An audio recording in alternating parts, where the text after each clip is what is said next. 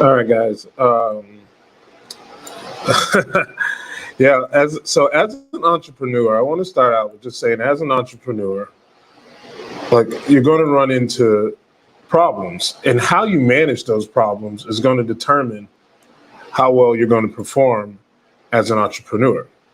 And if you're someone who works at a place and you already rely on like your boss, your supervisor, or somebody, and it's because they get paid more than you, as an entrepreneur, those things are going to set you back.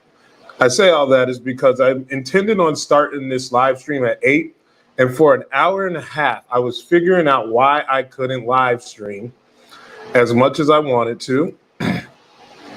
And I can see now, like I fixed the problem, I think. I'm still trying to see if I can connect to my video source, right? To see if all of this is going to work out. See, my YouTube studio is saying that they're not with it. I'm going to find out here. I'm still working on some things. I've got to see if Facebook's going to let me do it. Let me refresh. Let me feeling refreshed.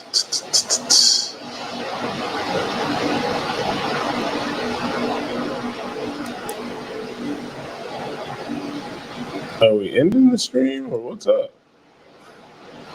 Is it saying that I'm live now? Excellent condition.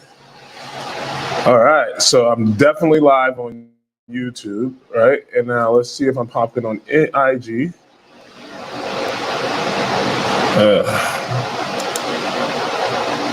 Let's see, live video. Here comes the boom. I gotta make it public. Let's go to next. I want to see if I'm connecting to my live stream.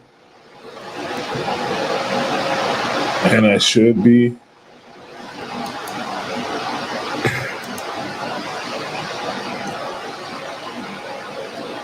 So now, hold on guys, let me see if this is gonna play fair with me.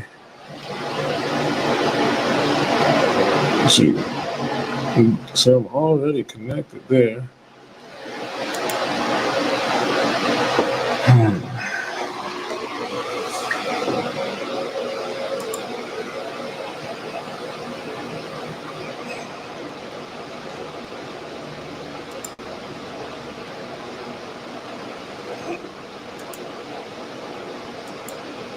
There we go. Now I'm back.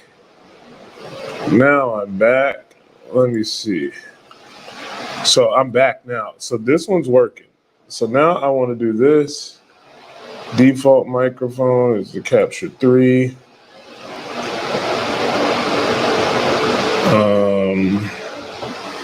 I think it sees me now. Like this is pretty tight. Let's see, settings.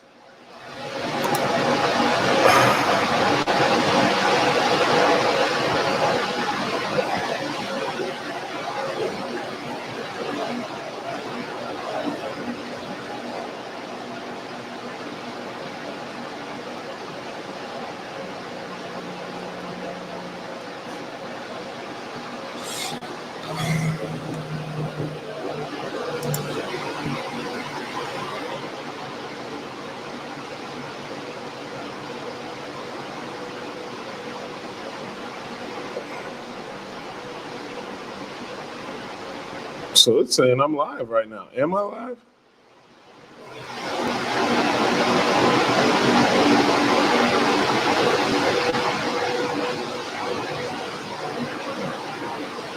All right. So this is what I'm going to do, guys.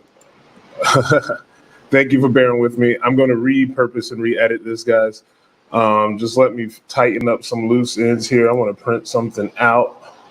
So now that I'm moving along, I meant to do it, but I got anxious and I got distracted, guys, but bear with me here.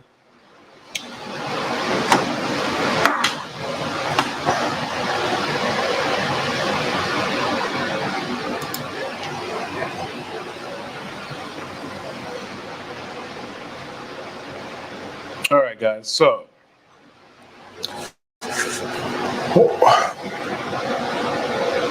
and it seems like I got everything taken care of. I'm streaming live on Facebook right now. I'm here on YouTube. Instagram is tripping, by the way. So I'm gonna go live on Instagram on my phone.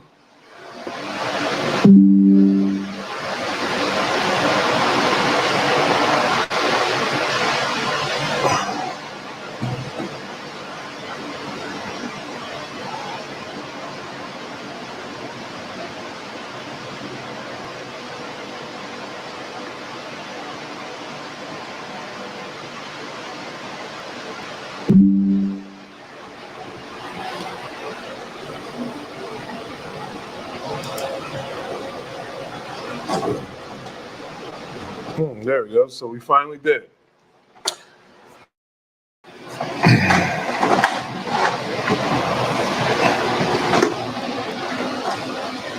All right, guys.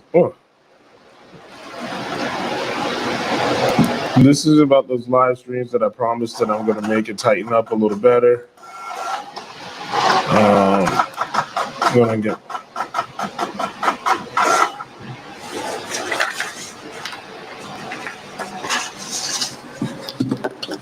All right, guys.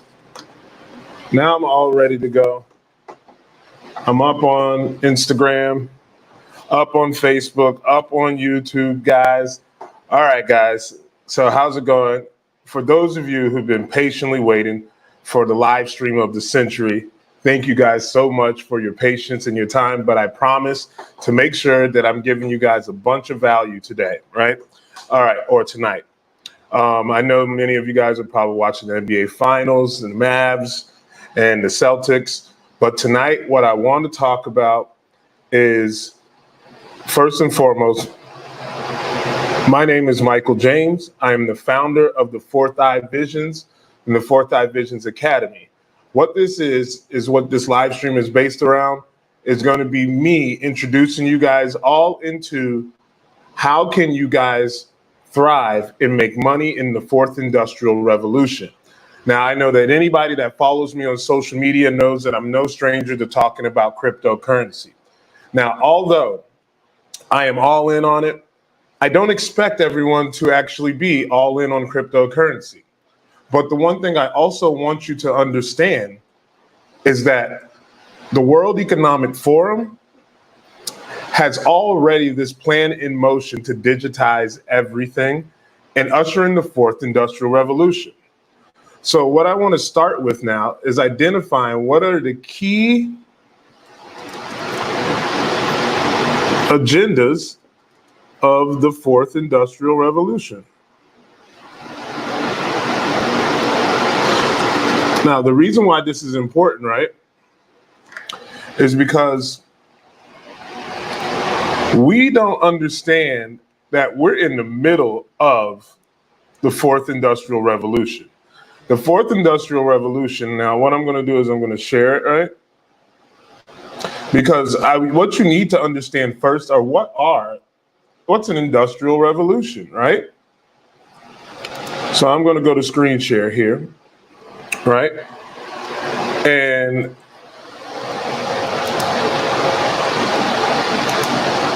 I'm going to share the screen.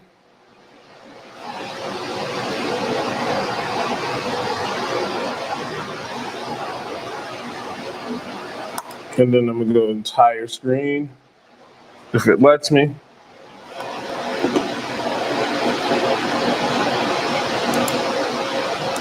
Well, maybe it won't. Maybe it won't let me.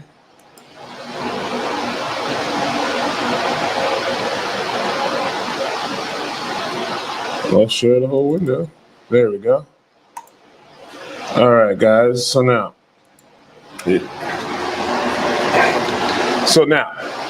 as you can see, the phrase, the fourth industrial revolution was introduced by a team of scientists developing a high-tech strategy for the German government. Klaus Schwab, executive chairman of the World Economic Forum, introduced the phrase to a wider audience in 2015. The article was published by Foreign Affairs, Mastering the Fourth Industrial Revolution, and was the 2016 theme of the World Economic Forum annual meeting, right? So I'm not sure how long you have been following this whole thing, but since 2016, they have been actively talking about it. Now, what I want you to understand is this next part. If you go down to the second paragraph, I'm gonna highlight it right here, right? So it says, Schwab expects this era to be marked by breakthroughs in emerging technologies in fields such as robotics, artificial intelligence, nanotechnology, quantum computing, biotechnology, the Internet of Things, and the Industrial Internet of Things, decentralized consensus, which is cryptocurrency, and fifth generation wireless technology, which is 5G, and they're already working on 6G. I don't know how much you guys followed me, right? So this is what I want. I'm an active player in this space as an investor and an innovator. I am working with people who are trying to also create things to innovate in this time. The reason why I find it important that you need to understand why this is extremely important to get a hold of is that most of those things you have already seen. Like, you've already seen where artificial intelligence around with OpenAI and ChatGPT, robotics, you may see like the Boston Dynamics dog doing the flips and the tricks, right? You may see Boston Dynamics bot where it picks up tools, and then now it's already progressed to where it's actually helping people with the tools, right? So you may have seen all of these things, right? And then what I want you to understand is that the Internet of Things, quantum computing, biotech, and the nanotechnology, but more importantly, the decentralized consensus, right? We already know about 5G and the fifth generation. This is why I was saying earlier that you can already see that some of these things, these processes have already been into implementation. Like when we talk about 3D printing, right? And this is the part that I want you guys to understand. When it comes to investing, right? You have to be able to look further forward in order to see opportunity, right? So every time that when we go, and if you're somebody who can only think in the present moment, right? We're gonna reach a point where even the traditional ways of people and the way they're making money and things like that, you're not gonna be able to keep pace. Because once they figure out and merge all of those things together, all of these fields, right? Robotics, artificial intelligence, nanotechnology, and they're not mutually exclusive, but they definitely could be collaborative, right? But I want you to understand that the wireless technologies and 3D printing and the fully autonomous vehicles. Now you may see that with Tesla and all the other electronic devices and things like that, right? I don't want to get too far into detail with that, but what I want you to see is in the next slide, it says the Great Reset, which is the proposal by the World Economic Forum. The fourth industrial revolution is included as a strategic intelligence in the solution to rebuild the economy, right? So the reason why, following the COVID-19 pandemic, I like to call that the plandemic. The reason why I call it the plandemic is because everything after that, right? You see it right there in writing. Like, this isn't me being some Alex Jones type who's thinking about it, right? Sometimes you have to use your street smarts and common sense in order to see things that are obvious. And I know it's extremely popular to argue amongst your peers and have the battle of wits in order to find out who's right and wrong. I'm simply making this live stream because I'm going to guide you that I don't want you to just view me as some crypto bro, right? I'm saying that I'm seeing something where the greatest wealth transfer of our lifetimes, we're talking about an entire economic structure is shifting to not just be individual like the past, where it was like fiat currency with the Roman Empire, the Ottoman Empire, and all of these others. Like if you think about the collapse of the Greece and all these things, right?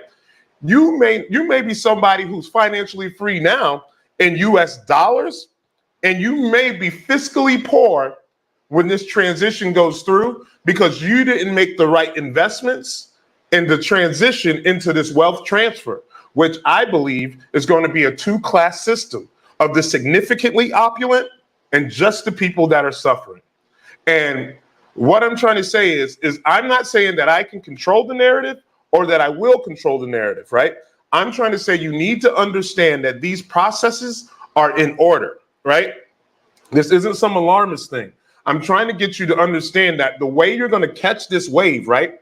The way you're going to be able to help your family and thrive. And like, this isn't me. I'm telling you that these protocols and the consensus is already in order. I have a beautiful presentation that I'm going to share with you guys. It's going to be involved with a bunch of screen sharing, guys. And if you're, I'm sorry, guys, on Instagram, you guys, if you go in my stories, there's a link to actually join on Facebook where you can see where I'm sharing my screen. Also, I'm live on YouTube. That's in my stories as well. But I'm sharing the screen here, and I want you guys to be able to see of everything that I'm telling you about. Because when I go on to the next section, right, I want you to understand that this isn't me just being an alarmist. I'm trying to tell you that all of this truth is right in front of your eyes. I am not trying to I'm not even the smartest person in the world. I'm just operating through common sense and being able to see things, because now as an investor that I identify as, I see opportunity where others don't. And so now, as you can see, the Great Reset proposal by the Fourth Industrial Revolution, and it was sustainably and then the solution to rebuild the economy sustainably following the COVID-19 pandemic, right? So now, where I'm going to follow with this, right, is I'm first let you see who Klaus Schwab is. Now, I'm someone who likes to cite sources because I also believe that you need to be able to research the researcher. You can't just be out here on these internet streets, just listen to somebody because they got some money, they made a good pick or anything like that. I want you to be able to teach yourself, because realistically, in order to thrive in these next 5 to 10 years in this shift that's happening, you're going to have to be educated on this. All of those old processes and systems that you guys are fighting with each other about right now, it's done. The globalists have won. Everything that you say and do, whether you hate, if you're excited about killer whales knocking over yachts and you're bragging about it on social media, your data that you are giving them, like Mark Zuckerberg just bought a $500 million yacht. And you know what he's doing? He's making money off you utilizing the platform, whether you post or not. There's 52,000 data points for every account that's created on Meta platforms, whether you're using it or not. You know why that's a thing? You don't have to post to show up and have your data exposed. Most of you guys have poor operational security, that the same email that you're using for everything is a digital footprint that follows you around the internet. And if you haven't noticed, when you hear people talking about, like, I swear that my phone is listening to you. Of course it is. When you download these applications, no one has time to read. I want you to also think about the processes that are in order, right? All of these processes that are in order about how, it's all designed to keep you into these systems. Like, that's what content creation is, right? As long as I keep people on these platforms, they reward me by giving me more exposure, right? And then you see when you're scrolling, you'll see content creators who only just want to have views and things. I don't care about the views or the follows. I'm using my platform to just give information out. That's what my ultimate goal is. And I want to direct you. So as you can see here, I'm going to the World Economic Forum. As you can see up here in the tab, it's weforum.org, and it's in the About section about Klaus Schwab. And if you look at this guy, he just looks like a supervillain. Like, he just looks like somebody, like he put him in a bionic suit and then he does some damage, right? So I want you to read a little bit about him, right? It says in 1971, he's the founder and the executive chairman of the World Economic Forum, right? So this guy has been implementing a vision that he had since 1971. And this is what I want to tell you about, that many of these things like short form content and all the things that distract you, right? All of these things that distract you is all part of the design to, you're never focused long enough to see the transition of things. You guys only buy into headlines, trending topics. You like to be funny. That's also another thing. I can go on this whole lecture about how mental health and giving people entertainment. And that's one of the things that I notice when I'm scrolling, right? When I'm scrolling around on the internet, one of the things that I want you guys to understand is that you can see the climate of people and humans' emotions. Like, what are people talking about now, right? Just think about what people are talking. It's not about what I believe in. I just want you to scroll your timeline and see how many people are going to be talking about NBA Finals, debating about Kyrie Irving and things like that. So if you want to say that, they'll push you out into the ether, right? I like basketball, but I'm here recording a live stream, putting information out there instead of that, right? What I want you to understand is that also, what are people talking about? Donald Trump and his 34 convictions. Then there's people who's like, pay attention. Something that's circulating right now is like, it's a really popular thread, is that it says the average rent is $2,000. I didn't watch, but it's like, it's funny. Like, actually, let me get this right. It's like the average rent is $20,000, right? It's like $2,000, and the average, they need you to ask for 6 months, like 3 months of rent, which is $6,000, which is a total of $71,000. I'm spitballing, paraphrasing, because I really don't know the numbers, right? But what I really want you to understand, right, is that the numbers on that is wrong.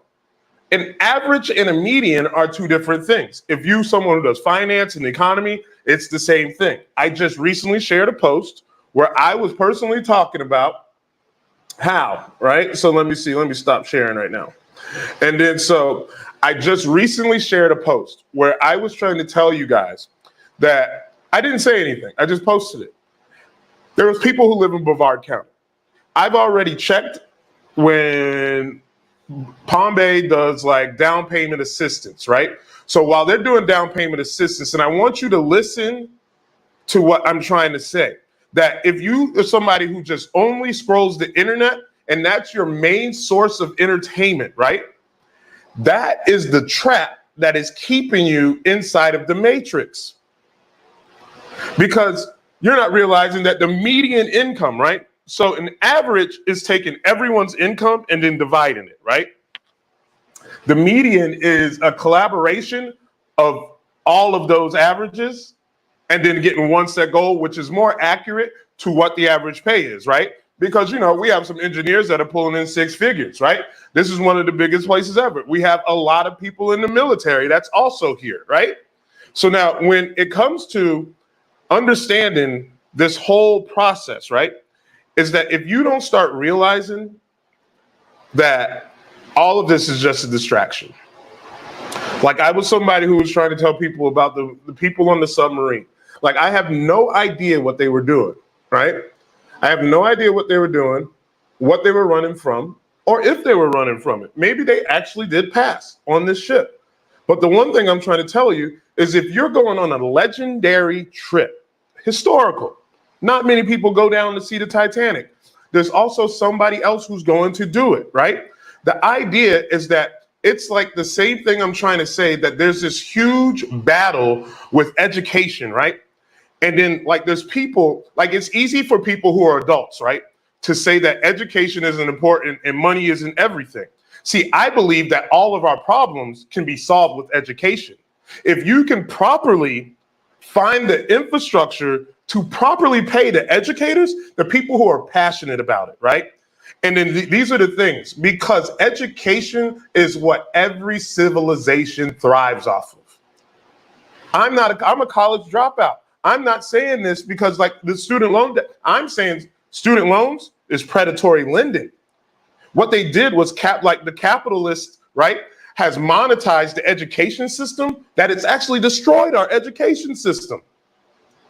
And then if you can't see that because you're back and forth with taxes, identity politics, the real solutions are how do we come together and get proper education for all? See, that's why I want to start making this content, because I don't want to just look like I'm this person who's just ranting on the internet, right? We have to start instead of fighting with each other, we have to start coming together as a democratic union, as we're supposed to be, and come up with solutions. Actually start developing a backbone and having real conversations and being able to handle someone who disagrees with you. Because one of the things that's most important about the college experience, right, is that the most growth and innovation comes from being reviewed by your peers. A respected education, like someone who's equally as educated as you, because you know what I can handle, right? Even though I'm a college dropout, if someone disagrees with me, I listen to understand. I don't listen because my ego needs you to tell me that I'm right. Even the stuff that I'm saying now, even when you go to see on Facebook, that's why I like when I'm screen sharing, because I want you to see the web addresses that I'm going to, right? I'm not reading some parody sites. I'm going directly to government and real journalism, like real journalism, right? And I know there's some things about all biases and things like that, but you still have to understand, because you know what you learn in school? MLA format, citing sources, right? And you know what's important about citing sources, right? And this is called general education, in my opinion. This is where we're messing up, is that many people think that money is everything. And I love talking about money. This live stream is about teaching you how to make more money. But what I'm trying to tell you is that the greatest thing for the economy is education. No matter what anyone says or does, you will never knock me off that ledge. Because when you drive over a bridge, right, you want to be sure that this person is sound in statistics, calculus, right? You're like that confidence that you have in that bridge was through the collaboration of educated people who came together in a college system and then they got a job, right? These are the things that I want you to start realizing. See, everybody, like the economy is so bad now, which is part of the decadent veil that they want you to believe, right? They want you to believe that now if you're starving, like if you're starving for money, right? And if you're starving for a place to eat, a place to stay, you're easily controlled, right? And then what happens is if you feel like you can't touch the person, right? Let's say if you feel like you can't touch the person that disagrees with you, right? Or that you feel that can help you. Guess what you start doing? You start fighting with the closest person to you, right? It's just like when you have a bad day at work, you go home and you yell at your significant other. Or if you have great emotional intelligence, you know better and not. But what I'm saying is it's that same toxic behavior that's part of the mind control, right? We have a disconnect with food. We have a disconnect with financial literacy. All of these things are fundamentally educated, right? So then think about the irony of this. We have people who feel like they're not properly educated financially, now creating arguments around financial literacy, about having a loan for a mortgage, right? Now, these are controversial takes, right? You have people who aren't educated, like feel like they weren't properly educated on financial literacy, but feel like they can create a strong argument on why you can't afford this much on rent and then this much on a home mortgage loan, right? And then even when you peel back the layers and you just try to make a simple solution to something like that, the infrastructure behind home ownership also affects the retirement income of a lot of people. Most millionaires are made from owning their homes. The capital appreciation in it. It's one of the best financial assets that most people buy. But yes, Robert Kiyosaki says it's a liability. But also, in order to afford a home, you need to have proper personal finance. It's like the emergency savings fund, right? You have the emergency savings fund. You have why you need an emergency savings fund? Because if you buy a house, right? This is the thing that I want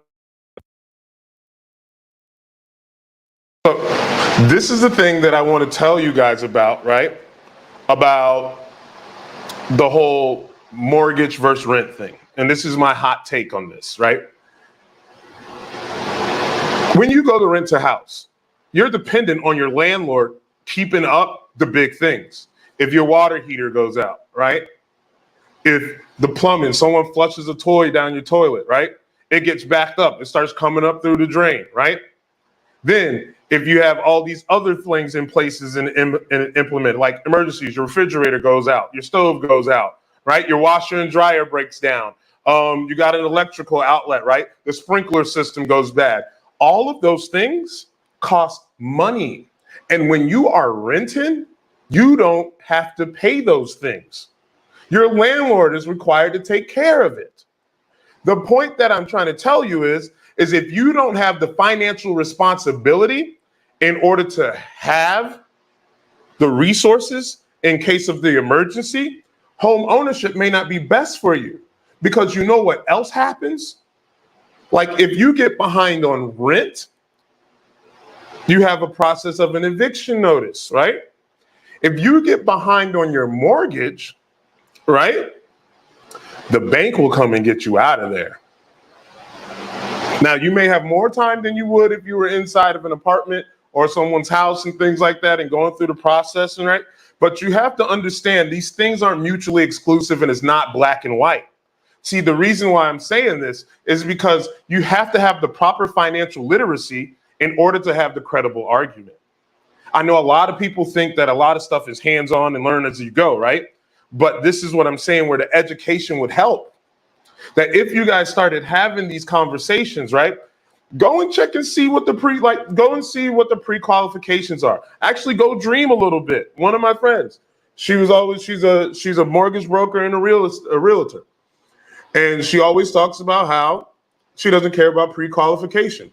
She'll take you out and let you dream a little bit, because what happens is you'll be inspired and you can make some stuff work, right? So I just want to touch on that, because that's why I'm showing you in screen sharing that all of these things that we need to start focusing on education. Everybody thinks that they don't have time to do this, they don't have time to do that. And the average person spends 6 hours a week scrolling social media, right? And then and that's the average person, whether you log in or not. And just because you don't, remember, you're the exception and not the rule, right? So now let me go back to share my screen. I want you guys to start thinking about, we're going to learn about Klaus Schwab here, and then I'm going to show you some videos, right?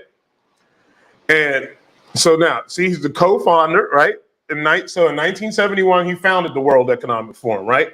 1998, he's the co-founder, together with his wife, Hild Schwab, Foundation for Social Entrepreneurship, right? The Schwab Foundation provides unparalleled platforms at the regional and global level to highlight and advance leading models of sustainable social innovation, and identifies a select community of social entrepreneurs and engages it in shaping global, regional, and industry agendas that improve the state of the world, in quotes. All right? So mind you, this is what this means. He started a nonprofit. Now, one of the biggest things, right, and I hear in cryptocurrency all the time about Ponzi schemes and all this other kind of stuff, right? What I want you to understand is that many people do not understand how much crime happens at the nonprofit level, right? So now, where else I'm going. So you see his early career, what he does, see his education, right? In 1957, I don't even know, Human Stitch Gymnasium in Ravensburg, Swiss Federal Institute of Technology, right? And then it's summa cum laude at Forsberg in Switzerland, right? So but then again, doctorate. Let's see. And so let me tell you, this guy is a college graduate all over again, right? See, we get these talking points that you saw the server at Applebee's that graduated in basket weaving, and you think that college is the reason why you can't make money. Or you see the person, I want to tell you that there's more people struggling that aren't college educated, but per ratio, that aren't college educated than the ones that are. And I'm not saying everything's not black and white. Everybody talks just because your uncle did it doesn't mean the rest of the world's done it, right? And then it's so many things that we have to start paying attention to, right? So now, As you can see, these are his activities. But this is what I want to see. So as you can see to the left, this is the World Economic Forum website, guys, right? So now when we go over here, right? So partners, right? And then so like, let's go policy, terms and code, our mission, right? Let me see. So they go about us, our mission. Let's see what the mission of the World Economic Forum is, right? The World Economic Forum is the international organization for public-private cooperation. It provides global, impartial, and not-for-profit platform for meaningful connection between stakeholders. Look at that. AVG is always on me. Look at this. Hey, I'm gonna have to disable that. So then anyhow, it says, in a world marked by complex challenges, the World Economic Forum engages political, business, academic, and civil society and other leaders of society to shape global, regional, and industry agendas. Established in 1971 as a not-for-profit foundation, right? So this is the thing about not-for-profit. You can get a lot of power through sponsorships. You can grow a lot of money through sponsorships and endorsements, guys. This is no secret. What I'm saying is, like, even if you can, like, if you're somebody who wants to help the homeless, figure out how to start a nonprofit about it. You got to start walking the walk. We live in the age of information, and your ignorance is a choice.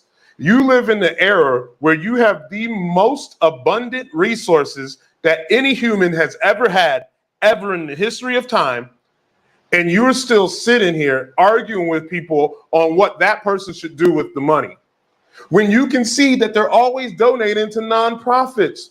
Before, you used to have to send a mail to get it in their mailbox and hope that they didn't throw it away. You can send an email to a person and get them to pull the trigger on it. See, the thing is, it's easier to romanticize about wanting to solve the problem than actually solving the problem. It's easier to say that someone's filming feeding a homeless person for likes as you sit on the toilet scrolling, watching that person do it, and then you do the 10-mile death stare when somebody's there scrolling around, like when someone's holding the sign panhandling. Then you make yourself feel better by saying that every person holding the panhandling sign is a scam artist. Like, there's so much word jumbo of everybody who's white knighting and trying to be these great people, and they're actually not doing anything except, like, my biggest qualm with social media is it allows people just to be loud about nothing.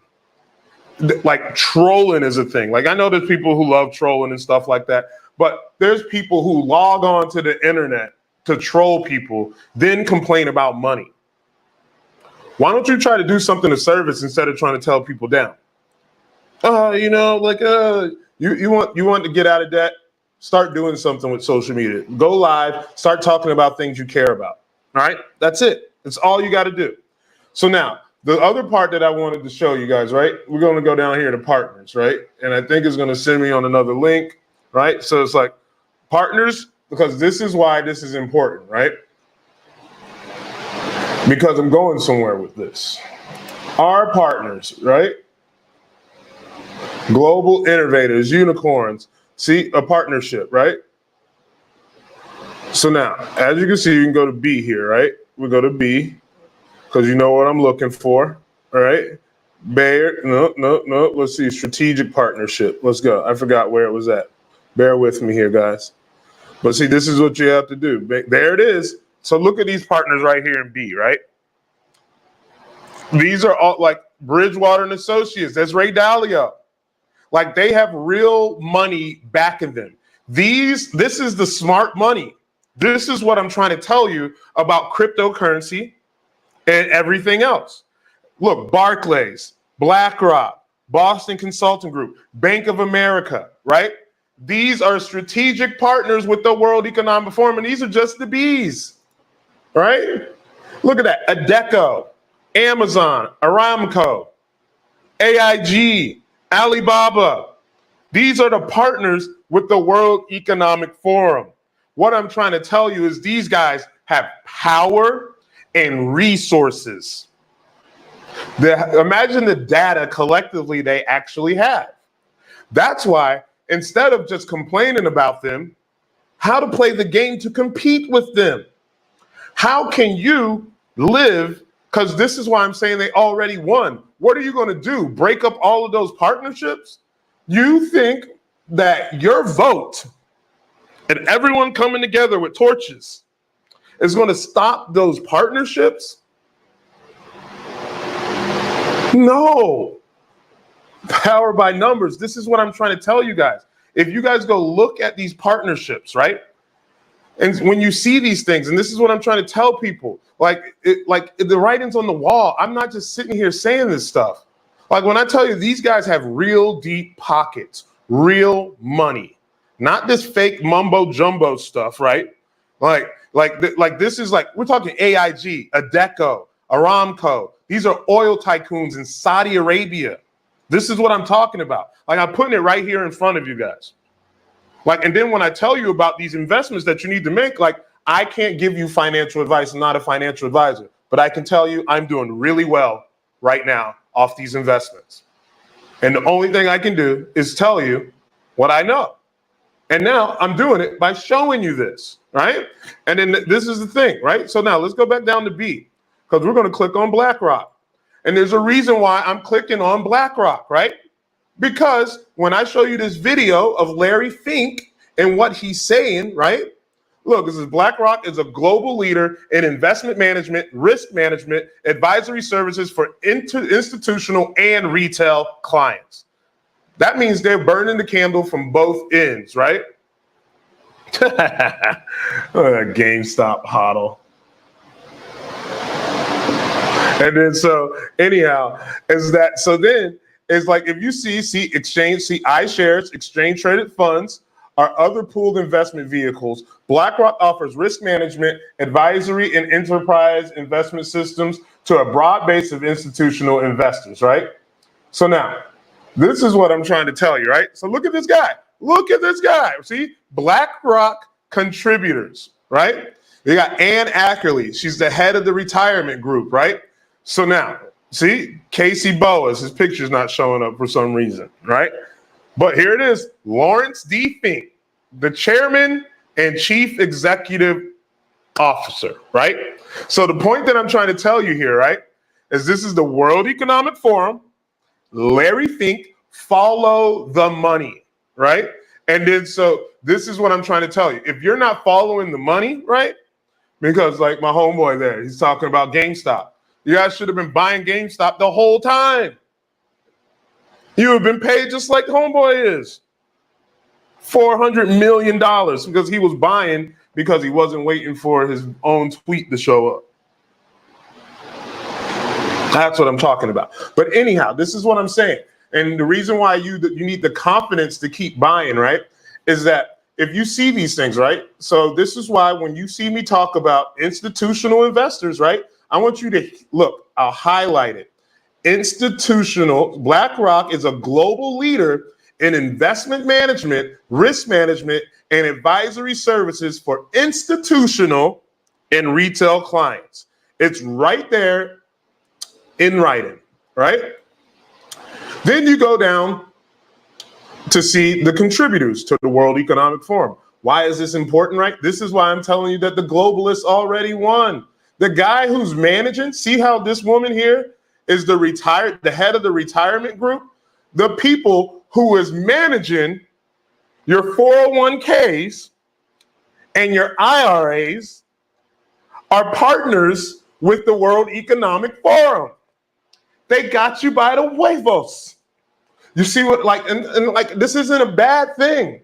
Like, it might be, but I'm saying that you don't, like, since 2016, this has been happening. This guy had this plan since 1971. Like, this is what I'm trying to tell you, right? So now, you see how Lawrence D. Fink, right? I'm gonna stop sharing again, right? Because this is what I want you to see, right? I want you to be able to see the forest through the trees. I'm showing you that when I tell you that the institutional investors are coming, right? Let me tell you what smart money does. Like, I'm not somebody yet who has the net worth to actually be a decision maker. That's why my goal is to be accredited, so I can play in this space. Once I get there, it's lights out, curtain. And I know I'm going to get there. That's my manifestation. I'm doing everything that I need to. Slow steps are better than no steps. Right? So this is what I want you guys to understand, right? Is that now I'm going to show you a video now. The video is going to be why I'm telling you that getting involved in cryptocurrency is the only way, because look at what inflation is doing, right? Look at inflation, look at the interest rates, look at the layoffs, look at all the economic factors that are going on right now, right? And that's why I want you to start realizing and thinking, how are you going to be able to make money at a faster rate? Just look at these cryptocurrency returns, right? But I'm telling you, once the institutional investors come, those returns are dead. Like the ones that you're going to get in the next year, maybe 5 years, right? Let's say 3 years. In the next 3 years is going to be the wealth transfer of a lifetime, right? But the best money to be made is going to be within the next 6 months. And it's not going to be you buying it at all-time high like a goon. You got to get in now. And you have to understand the projects that you're investing in before it goes there. That's how you take profits. If you're investing when other people are profiting, that's what they call exit liquidity. If you are buying as I'm walking out, like I shared the other day on my Facebook with GameStop, right? The idea, and that I said that before they showed the guy's net worth, because I know how investing works. You're supposed to be walking out on Black Friday when everyone else is at the door trying to come in, right? And how do you know that? Because you knew the plug. You educated yourself and you built the confidence that you believed in yourself. That's the whole thing about the roaring kitty thing that I want you to understand, right? So now check me out right here. I'm going to show you. Let me make sure that I do the right thing, right? So I got to make sure that I show you this. And it's the right one. All right. So this is going to be Larry Fink talking about. He's going to be talking about. What am I talking about? I don't even know what I'm talking about. All right. Oh, yeah. He's going to be talking about tokenization of assets. Right. So now we're going to go here. No, that's the wrong one. Let's see. Mark Davis. No. I can't tell an effect. There we go. Good morning on crypto. Boom, right there, right? So now, let me show you this video. Let me know if you guys can hear this, all right? Basically, QSIP. It'll be on. We believe the next step going forward will be the tokenization of financial assets. And that means every stock, every bond will have its own, basically, QSIP. It'll be on one general ledger. Every investor, you and I, will have our own number, our own identification. We could rid ourselves of all issues around illicit activities about bonds and stocks and digital by having a tokenization. But the most importantly thing, we can customize strategies through tokenization that fits every individual. We would have instantaneous settlement. Think about all the costs of settling bonds and stocks. But if you had a tokenization, everything would be. All right, I'm gonna pause it there because the one thing that I want you guys to understand is he was talking about utilizing blockchain technology to verify the treasury bonds, right? So I'm not just talking about crypto, I'm talking about them taking real world assets that everyone buys, right? And tokenizing them.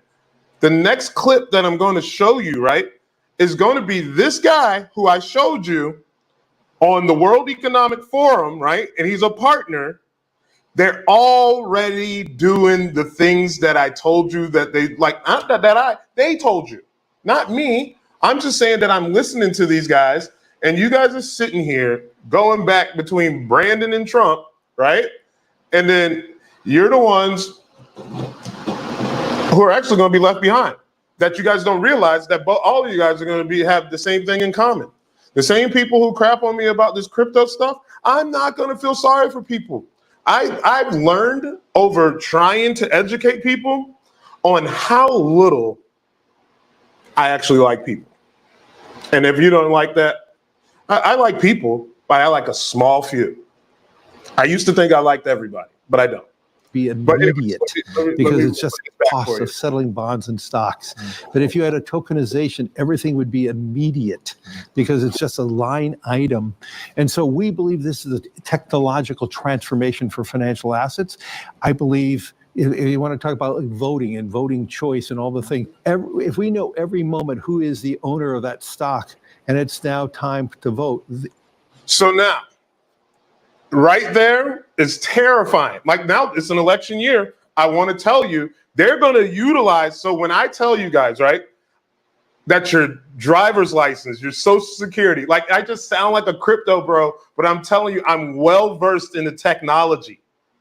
Like I'm trying to tell you guys that your driver's license, social security number, your birth certificate, they are NFTs. Non-fungible tokens are something that are one of one, which is why they were using the JPEGs. See, the JPEGs, like those pictures, those little digital arts, were just proof of concept. That is the beginning stages of innovation. That is called the beta phase, right?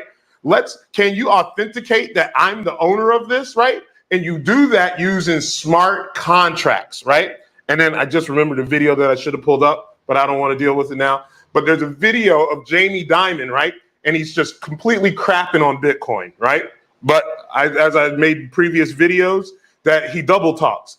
JP Morgan Chase is one of the biggest players in the ETFs.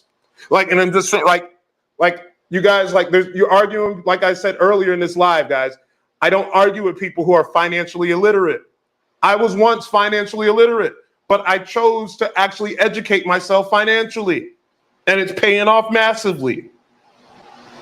And then this is what I'm trying to tell you guys, is that if you listen to what that guy's a real decision maker. This isn't some YouTuber. This isn't me. This isn't some guy in his mom's basement shorting a stock. This guy has trillions of dollars at his, like, people give him money. Your boss, wherever you work at, your Fortune 500 company, when they take that 3% of the 6% of your 401k, that guy manages it. He puts that somewhere else. So when you wait until you're 59 to see that, right? This is what I'm trying to tell you. Most people they ape into 401ks and then cross their fingers that it's going to be enough to retire when they're done. And then if you realize the pace of inflation, the power of $1 today, and in 20 years, that's why you need to buy some Bitcoin. Take $100 every 6 months. Buy 200, not financial advice, not a financial advisor. I can't tell anybody what to do with their money. But I want you to look up a few things. Bitcoin is the greatest performing asset of all time. Of all time. Since they started documenting assets performance, nothing has performed like Bitcoin. That's why when people are like, I like real estate, they're going to tokenize real estate. Because your deed, back to NFTs, is a one of one, right? Then you pass it, the blockchain technology, instead of looking at PDFs on your tax appraiser's office, right? You and I will be issued numbers, right? And this is when this is going to happen. This is my prediction, right? My prediction is you're going to walk into the DMV to renew your registration or whatever it is. Something's going to expire, right? When you go into the DMV, that's when the new system is here. No, the new system tabs, the new system that they don't own. They're like, you already don't own anything. Like there's some people, I just learned about land leases. Like there's corporations, like there's people who live in HOAs, right? And they own their home, but the person they bought their land from doesn't even own the land they built the person's home on. Like you don't actually have ownership of the land in some of those places. It's absolutely nuts. And then the thing is people, this is what I'm saying, and like goes against the entrepreneurship code. But people will sell you anything because they got a family to feed. People don't care about you. That's why you got to be educated. You got to have the street smarts. It's not my fault you bought Shake. You know what I mean? Like the thing is, like, it's just that people don't even realize that we already don't have ownership. Like, this is what I'm trying to tell you guys, right?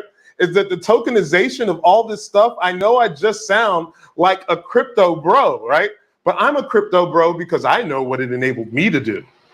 I achieved financial freedom through investing in cryptocurrency because these assets performed extremely well. And I realized the gains and took them in cash and then bought other assets with them. That's called money. That's personal money management. That's why financial literacy is important. You have to learn how to manage your own finances. You have to take responsibility for your own life. These are the things that I keep trying to tell you, is that this guy is sitting here publicly going on the news. And you know why I tell you that social media is a distraction, right?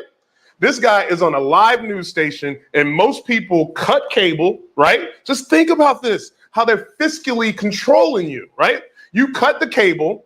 You can only see this channel if someone posts it on social media, right? Or live streams it, right? And then and he can talk about it. This is your warning, but nobody is actually watching the news anymore. If something happened in your neighborhood right now, the first place you would go is not to channel 6 or 2. You would log into Facebook and ask people what was going on. That is the power of digital and social media. That's the tax part is tricky with the crypto. The tax part is tricky. The tax part, that's something that's why I started the community. The real stuff you can't say on these platforms and things like that. Once, like, their job is to oppress people. Like, once, where I'm going with this live stream is I'm going to show you that you're already in the matrix, right? The cell phone that you have, right? Like the cell phone that this one's recording on, that is the mark of the beast. It listens to everything you say. It goes everywhere you go. It copies what you text. You're like, because this is what you think. It's not, if it's not the applications, right? It's definitely possible. It's definitely possible. I know it is. Tabs, it's definitely possible. I'm just not going to talk about it here. And then so there's still some things, right, to where, like, if you're not paying attention to what's going on, right? And so I'm trying to tell you, because I'm extremely passionate about this, is because I just want some, like, start figuring out, like, talk to somebody. Like, that's why I started the community. That's why I'm starting the academy, right? Because I'm going to try to teach you guys how to do it yourself, but you can also follow me. And then, like, and it's because I'm telling you that I'm doing the research, right? So let me finish this right now. Every individual who has ownership is identified and they can vote their own share. So as you can see, as he was saying, he finished there, right? Let me go back to the beginning. He was talking about voting and blockchain technology. See, this is the thing. Yeah. And then so he was talking about the distributed ledger technology, right? This is what you don't understand. See, blockchain is simply just one block created, right? And you can follow it and verify it, right? You can verify everything on the blockchain. That the minute that one block splits off, right? That is actually the difference between Bitcoin and Bitcoin Cash. That's the difference between Ethereum and Ethereum Classic, right? It started as one blockchain and then it split off, and then that's when they renamed it and rebranded it. See, those are called hard forks. Now, that's the nerd stuff, but that's why I make videos for that stuff, so you can better understand it, because if you understood that kind of stuff, it'll make, when you put money into it, more understandable, because it makes sense to you. Part of the reason why people don't see profit in cryptocurrency is because they don't know anything. They just think that Dogecoin could go up because Elon Musk says it would, right? Or they think that Shiba Inu because it has a cute dog. It has virtually no use case at all. This is what I'm trying to tell you guys, that when you look, the writing's on the wall. This isn't me being a crypto bro. I'm telling you that institutional money is going to be injected into the market, right? I'm going somewhere with this, right? So now, the next thing I'm going to screen share, right? I'm going to stop sharing there, go back. And so now, what I want you to see is that this is BlackRock starting, right? See, they're starting. Let me see, hold on. Boom. So, see, BlackRock Citadel Securities backed TXSE group to launch Texas Stock Exchange, right? So now, let me turn it. You guys don't want to see me. I'm on Instagram. Let me show you what I'm screen sharing here. Bear with me, guys. Boom, boom, boom. I'm out here in the trap. Let me see. All right, so now, there we go. Let me go. Where is this at? Where is it? Oh, they got me now. Man, that's a good one. That was a good ad. They almost got me to click on it. So now, as you can see, BlackRock Citadel Securities backed Texas Exchange, right? So now, where am I at? Where am I at? So now, I've been going for an hour. So let me see. Boom, boom.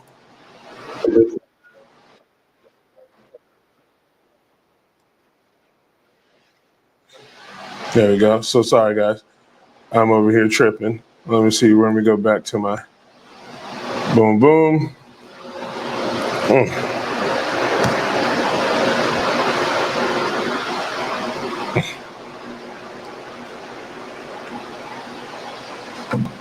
Let me see something here. All right, guys, let me see. Why is it tripping? Let me stop it and refresh. Reload. Oh, they got them cookies. Let me try this again.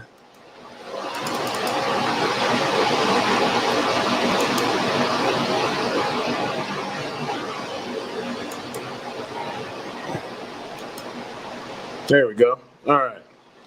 So now, BlackRock Citadel Securities backed.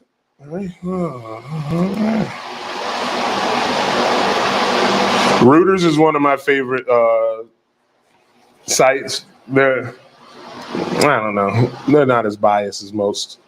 They just write good journalism, right? So now, as BlackRock Citadel Securities backs TXSE Group to launch Texas Stock Exchange, right? Now, as you can see again, follow the trail, right? Follow the money, right?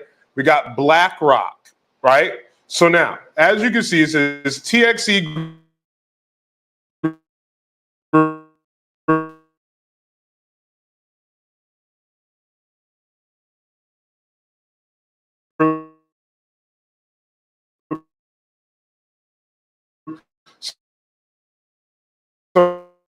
So before we go down there, because why do I say that? Right? Well, they said it. I didn't.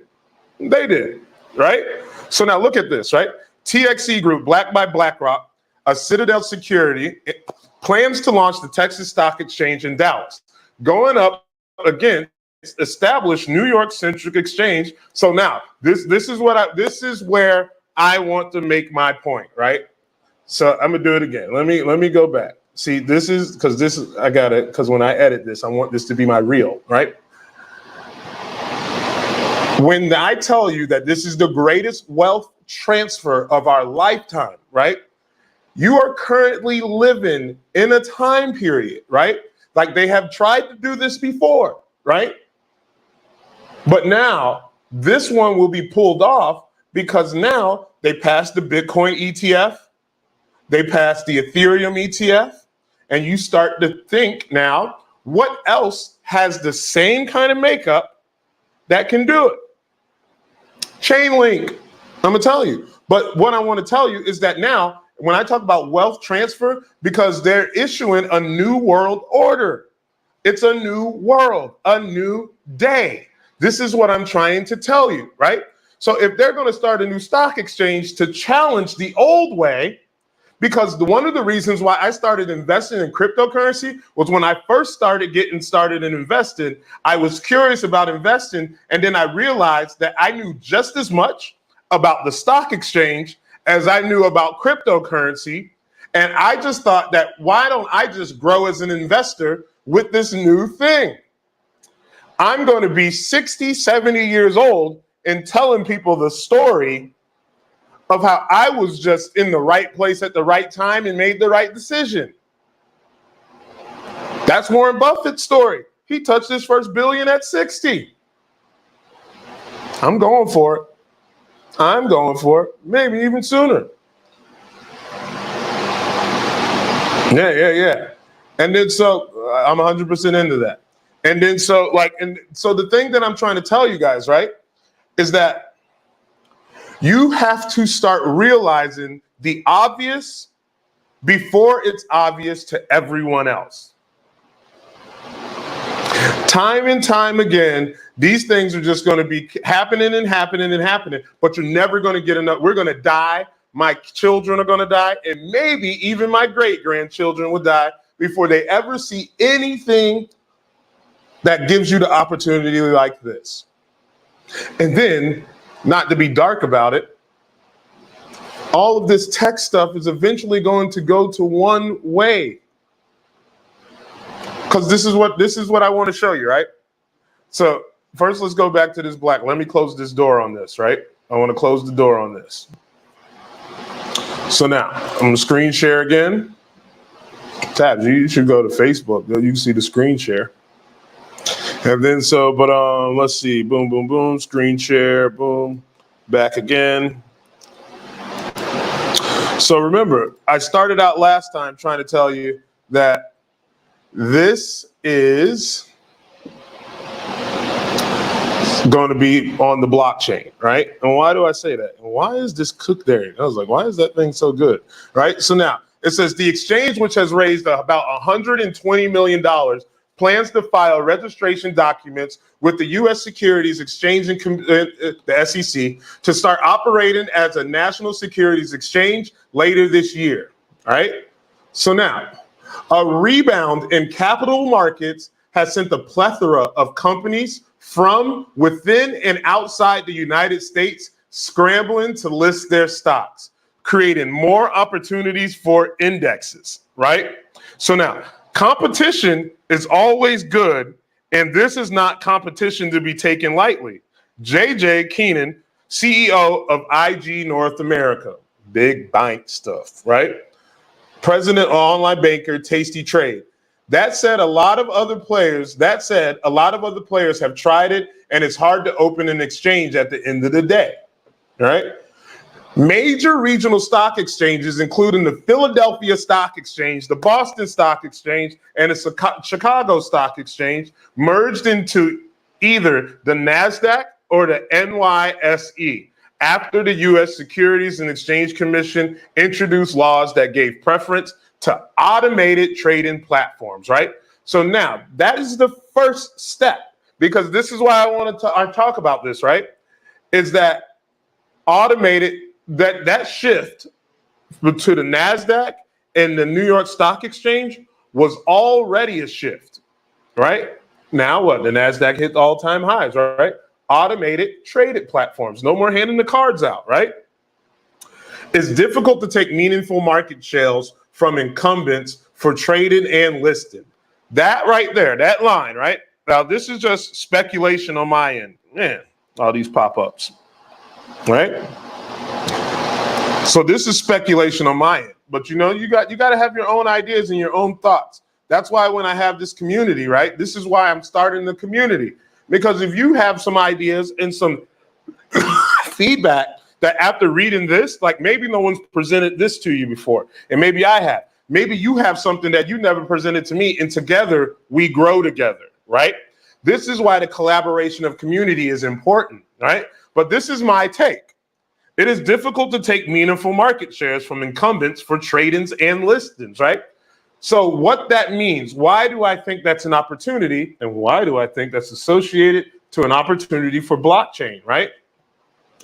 So they already tried it before with stock exchanges. The easiest way to get approval for something is to start something that is new. You see what I'm saying? It's difficult to take meaningful market shares from incumbents, right? So that means it's too hard to compete with the stock market. So why don't we just create something around tokenized stocks and blockchain technology, like a Bitcoin and Ethereum ETF? And this is where we're going to start it, right? So this is like, see, they haven't announced this yet. This is me seeing the obvious before it's obvious to everybody else. You see? And then like, so this is just something that I'm thinking of, right? So it's like some other exchanges, most of them failed to achieve what they had initially hoped for. Trading volumes, a key measure for strength of exchange, has also been concentrated between the two industry giants, making it difficult for exchanges with low volume activity to draw big orders from traders. But changes in equities, markets, and such as a shift in listing standards and associated costs are driving more volumes to the exchange and creating more choices for issuers and sponsors, said James Lee. Right? So now, I want you to go back. Actually, I might have to go back for you, right? Corporate issuers and exchange-traded product sponsors are demanding more stability and predictability around listing standards, right?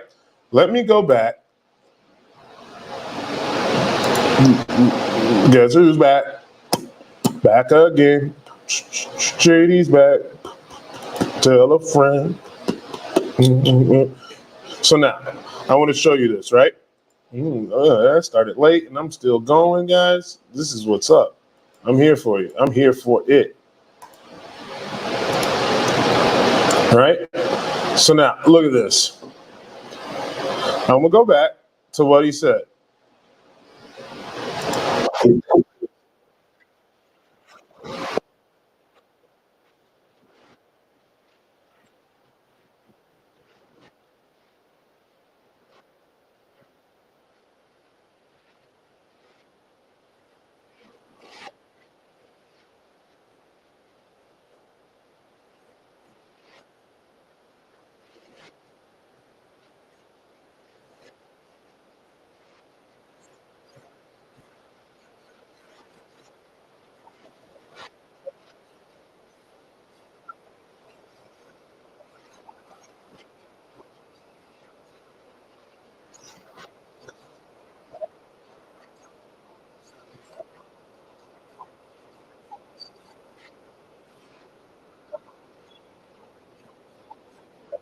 So now, you see how he was talking about, right? So let me go back over to this, all right? So you see how he was talking about, this pop-up is annoying. So then it is like the corporate issuers and exchange-traded product and sponsors are demanding more stability and predictability around landing standards. See, stability, predictability. He's already saying tokenization gives you more stability and more predictability. This is two separate conversations, right? That this is not even Larry Fink saying it. This is me connecting the dots. This is what I'm trying to tell you, right? So now, look, the Texas Stock Exchange aims to attract listings of exchange-traded products and challenges increasing compliance costs of U.S. major indexes, as well as newer rules, including setting targets for board diversity. And it's like, so now, TXC will ultimately create more competition around quote activity, liquidity, and transparency, resulting in more consistent, reliable markets, right? And that's Lee. This is what I'm trying to tell you. Texas has been in the forefront of politically red or conservative states that restricted their public pensions funds from doing business with BlackRock and other Wall Street firms that have embraced environmental and social governance principles, ESG, which is a hot term in Florida. So now, we're going to go away from that. Next, now, I need to start showing you some opportunities in the market. You know what I mean? And so this is the thing I want to lead with now, right?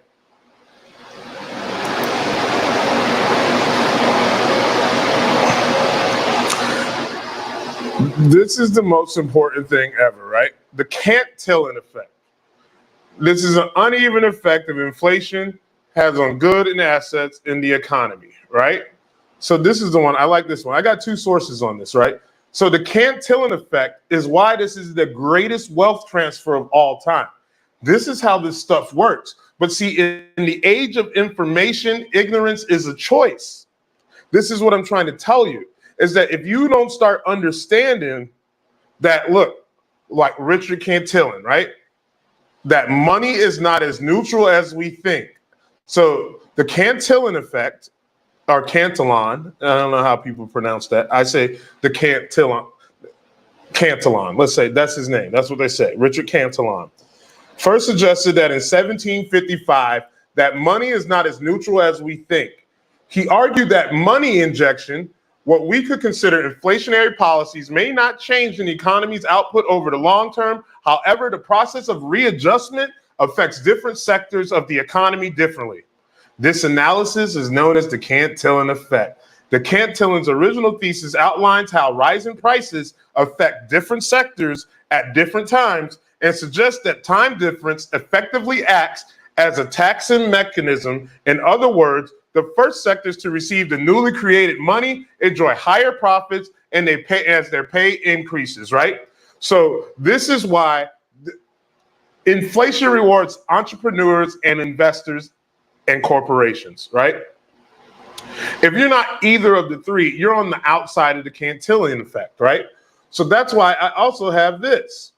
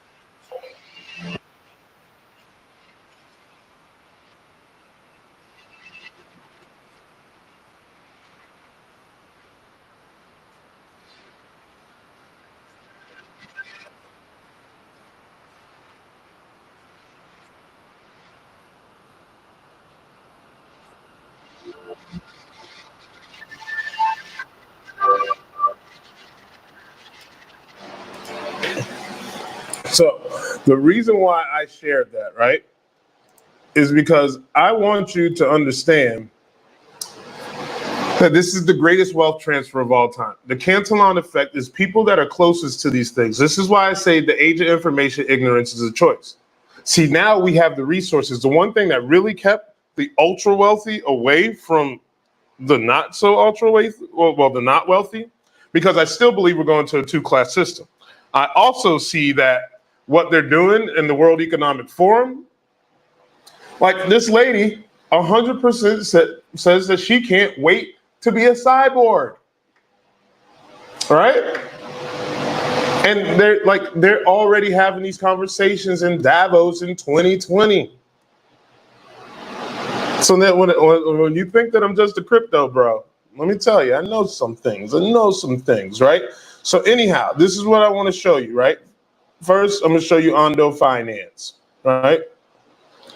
Ondo Finance is how you can actually get some of this money that's coming in, All right, so let me show you. Did I share this? Let me see. Boom. Let me share this screen. Boom, boom. Let me just share this one real quick. Let's go straight to it. So it says, welcome to Ondo, right? So Ondo Finance is actually the token that's attached to BlackRock's Builder Fund, right? This is one of my projects that I'm investing in. I average into it all the time. I'm trying to accumulate as much as I can right now. And then it says, our mission is to take institutional grade financial products and services available to everyone. And this is what I'm trying to tell you guys. We believe that blockchain technology has the potential to improve both the infrastructure of and access to financial products and services. We also believe that the best technical improvements need to be combined with the best practices from traditional finance, including investors, protections, transparency in reporting, legal and regulatory compliance. Intelligent and robust product structuring, working best with the service providers and top-notch. So our products, right? See, products and protocols. See, we simply browse available funds in our website listed with these docs, right? So now there's somewhere I'm going with this, right? Abracadabra. I don't know why I like that song. I gotta reach out and grab you. So now, let me see, where am I at, right? Let's go here, Ondo Finance, right? Boom. We're gonna click back, right? Oh, I'm almost at an hour and a half. I got 10 minutes, guys, to get through my thing. Because I know ain't nobody gonna watch it. You should, though. I'm gonna re-reference this and refer to it all the time, right? So now,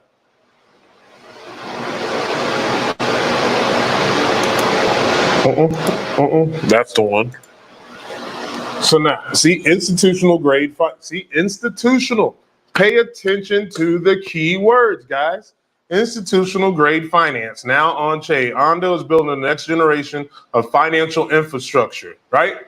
This is where, see, US dollar yield, right? US treasuries, 4.99%, right?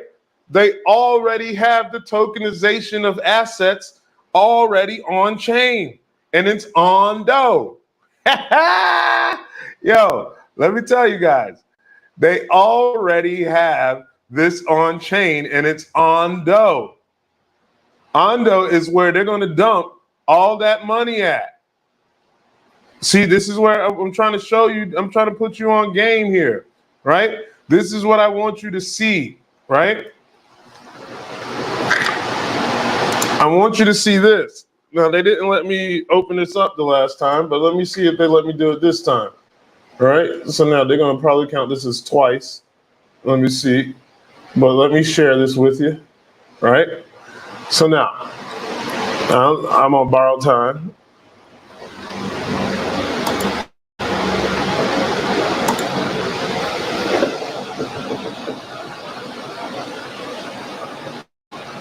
So now, look at this here. Somebody come look at this. BlackRock's $10 trillion, right? Hey. So now, BlackRock's $10 trillion tokenization vision, the future of real world assets, right? So let me scroll down before they get all crazy on me, right? So now, that's $10 trillion is what I'm trying to tell you about right now, right? So now, we are currently witnessing a digital transformation as traditional finance and investments undergo a seismic shift towards greater efficiency and accessibility. Leading the charge, BlackRock, the world's largest, see, this is what I'm trying to tell you. The Bitcoin ETF aims to tokenize $10 trillion in its assets in partnership with Securitize, right? So this is what I'm trying to tell you, right? So now you got $10 trillion coming into assets, right? And Securitize. We're talking $10 trillion. The entire crypto market, right? The entire crypto market is only 2 trillion. We're talking about people are going to be able to get 800 times on their money from what they invested today. The early adopters, that's going to be the great shift. You're going to be buying Satoshis at a premium, or you're going to have to buy the fiat currencies or the distributed ledger like central digital bank currencies.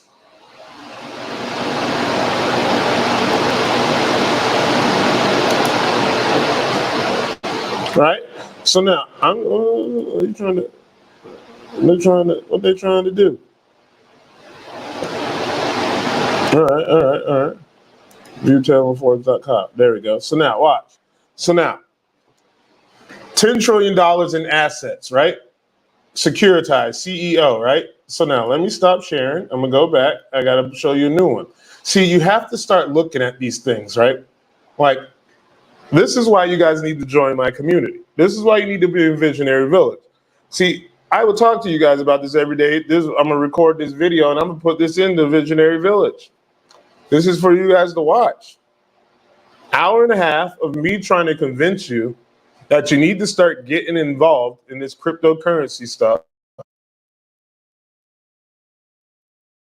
That you need to start getting involved in this cryptocurrency stuff, because see, what's going to eventually happen, right, is you're going to miss the bus.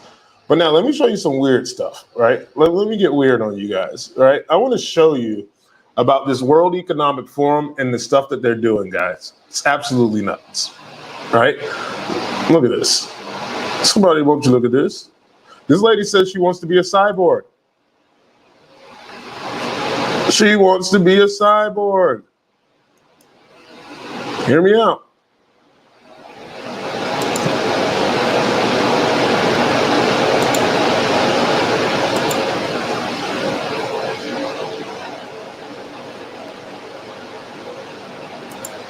When humans become cyborg session, you know, I always want to be a cyborg. I'm waiting for the day to become one, but we're going to start the When Humans Become Cyborg session. You know, I always want to be a cyborg. I'm waiting for the day to become one, but let's see. Like today, we like to really talk about the recent developments of brain-computer interface and how that's really blurring the line between man and machine. And that's also opening up many, many questions about social, cultural, and ethical implications of these technologies. And today we have such a perfect, wonderful panel to talk about that issue. And firstly, I'd like to introduce myself. I'm the moderator. I'm Hiromi Ozaki. I'm an artist, also young global leader from Japan, and I make artworks based on tech and future tech. And to the very, very end, it's Ronaldo Lemos, Director of Institute of Technology and Society. On healthy longevity, which I chair. And from medicine point of view. Sure. Well, thank you for asking me to join this panel. I'm a physician and a scientist, and but I also been involved with these areas for a while. Is that curing? But then if you have students enhancing their brains to do well in the exams, well, is that in the realm of medicine? Not. So do you have any perspectives on from medicine point of view? Sure. Well, thank you for asking me to join this panel. I'm a physician and a scientist, and but I also been involved with these areas for a while through, for example, the Global Futures Council on Healthy Longevity, which I chair. And of course, these issues get into what do you do with the elderly? How do you use this technology? Also in my academy, we're very much interested in societal and ethical implications of science and technology. So, first of all, I think that you're pretty safe ground when you use this technology for the purpose of, curing disease, treating disease, or at least addressing impairment. I do think you start crossing the line when you think about enhancement augmentation. We'll come back to that. But you talk about cyborg. We're already living in an age of cyborg because, like it or not, actually in the 1980s, cochlear implant was invented. One of my faculty member when I was Chancellor at Duke, Blake Wilson. And he's able, this is a neural interface that being able to pick up, for example, sound signal, and then being able to have that interface so they can interpret the signal for those who have hearing loss. And now 400,000 people are using cochlear implant. So that's clearly an area that you would agree that's helpful, right? And if you begin to look down the road, I think Elima already talked about brain implants. Certainly we know about deep. So I don't want to drag that out too much, guys. What I was trying to show you though, right? So what I was trying to show you guys is that these people are already talking, when I started at the beginning of it, right? These are all the things that I'm interested in, right? Is that they are already starting to, they're already starting to merge man and machine. I've never heard someone say they were excited to be a cyborg before. The Terminator, real life. Like, this stuff is real. It's crazy. There's actual humans who are willing to do this, right? And so, guys, like, I went way over than what I wanted to do. I'm right at a minute and 30, an hour and 30. I'm gonna go live again tomorrow. I really appreciate everybody who stayed and fought through me on that.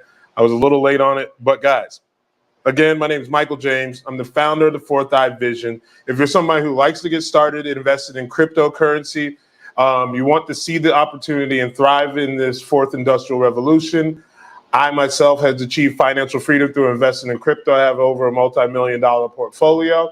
I want you guys to be able to thrive in this fourth industrial revolution.